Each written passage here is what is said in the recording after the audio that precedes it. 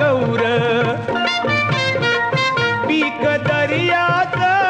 रेती मीठ आणि म्हावर ऐशी ही आमची शेती बर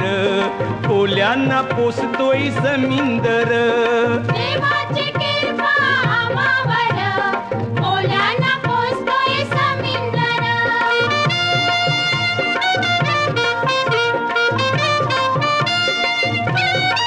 पोर कोल्याची